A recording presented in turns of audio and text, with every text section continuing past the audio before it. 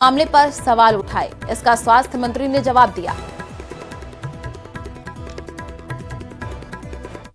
माननीय अध्यक्ष जी, मैं आपके माध्यम से माननीय मंत्री जी से पूछना चाहता हूं। खंड 4 में पूछा है माननीय सदस्य ने कि निःशुल्क दवा वितरण में किन किन कंपनियों से आपने दवा जो है क्रय की है और उनके साथ क्या एमओयू किया है, और ये जो खांसी की जो कफ सिरप का जो मामला है ये भी निःशुल्क दवा में आता है साहब, ये कोई अलग नहीं है। तो जो निःशुल्क दवा के अंदर जो कफ सिरप आई उससे जो मौत हुई बच्चों की, तो उन पे आपने किस पे क्या क्या कार्रवाई की, ये माननीय सदस्य पूछ रहे हैं। इसके बाद एक मैं और पूछूंगा। माननीय अध्यक्ष महोदय, ये जो दवाइयों के जिसकी माननीय नेता प्रतिपक्ष कह रहे हैं जिनसे डेथ हुई है, राजस्थान के अंदर जो भी डेथ्स हुई हैं, या तो ज्यादातर जो डेथ्स हुई हैं 2, 4, 5 ही हुई हैं डेथ्स, उसके अंदर माता पिता को, एक मिनट, माता पिता को जो दवाई दी गई तो सुन लो, उसके अंदर मेन कारण अध्यक्ष महोदय कि माता पिता को जो खांसी की दवाई दी गई, उन्होंने वही डोज जो है अपने छोटे 2 साल के बच्चे को दी। उसके अंदर कोडीन और कई अलग अलग टाइप के केमिकल्स होते हैं। अब ओवरडोज की वजह से उनकी डेथ हुई और 2 बच्चे ऐसे थे जो कोमॉर्बिड थे। हमने ये दवाइयाँ कई साल से चल रही है, आपके सरकार के कार्यकाल से, आपके कई कार्यकाल से चल रही है दवाइयाँ, और आप लोगों ने कभी डिसकंटिन्यू नहीं की। वही दवाइयाँ आज भी चल रही हैं और कोई भी डेथ दवाई की वजह से नहीं हुई है। डेथ जो हुई है वो ओवरडोसेज की वजह से हुई है और कोमॉर्बिडिटी की वजह से हुई है। आप चाहेंगे तो मैं आपको उसकी पूरी डिटेल रिपोर्ट मैं माननीय सदस्य को दे दूंगा। माननीय ये जो दवाई जो है माननीय मंत्री जी खुद मान रहे हैं कि ओवरडोज से हुई है।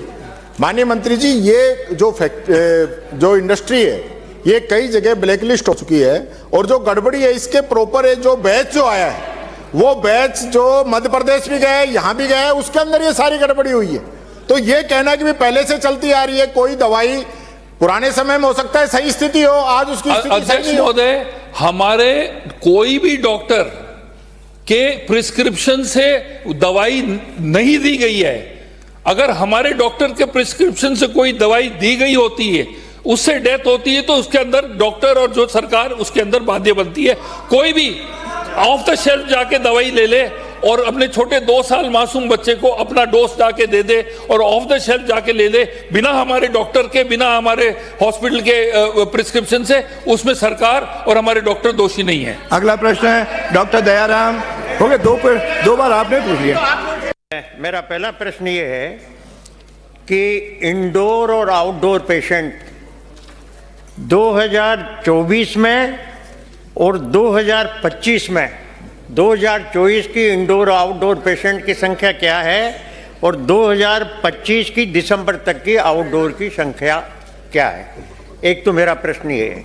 दूसरा मेरा ये है कि 2024 में आपने 1725.84 करोड़ रुपए आपने क्वेश्चन आवर में कम से कम इतना तो यार सदस्यों से बार बार निवेदन करता हूं, क्वेश्चन आवर में अपनी सीट पर बैठो, उसके बाद आप जरूर। हाँ, प्रश्न ही तो पूछ रहा हूँ। पूछो, आप तो पूछो, मैं उनको कह रहा था, आपको खर्च किया। और फिर 25 में आपने 1656 करोड़ रुपया आपने खर्च किया। तो संख्या 24 में क्या थी मरीजों की, इंडोर की, आउटडोर की, और 25 में आउटडोर इंडोर मरीजों की संख्या क्या थी? माननीय मंत्री जी। माननीय अध्यक्ष महोदय, मेरे पास जो फिगर्स हैं, जो मुख्यमंत्री निःशुल्क दवा वितरण योजना के, उसके 2023 में 1572 करोड़ रुपए व्यय किए गए और 2024 में 1725 और 2025 में 1656। मेरे पास जो है इंडोर और आउटडोर पेशेंट्स की मेरे पास सूची मेरे पास यहाँ नहीं है, क्वेश्चन में नहीं पूछा गया था। मैं माननीय सदस्यों को ये सूची लाके दे दूंगा। जो खर्चा हुआ है निःशुल्क दवाई योजना का, उसका मैंने 3 सालों का आपको विवरण दे दिया है। क्वेश्चन में पूछने का नहीं सर, इसमें तो मरीज जब बढ़े तो उसके बावजूद भी फिर ये अमाउंट कम क्यों हुआ? तो इसलिए मरीजों की संख्या इस रिलेवेंसी में है कि मरीजों की संख्या आउटडोर और इंडोर की क्या थी, उस हिसाब से ये होना था।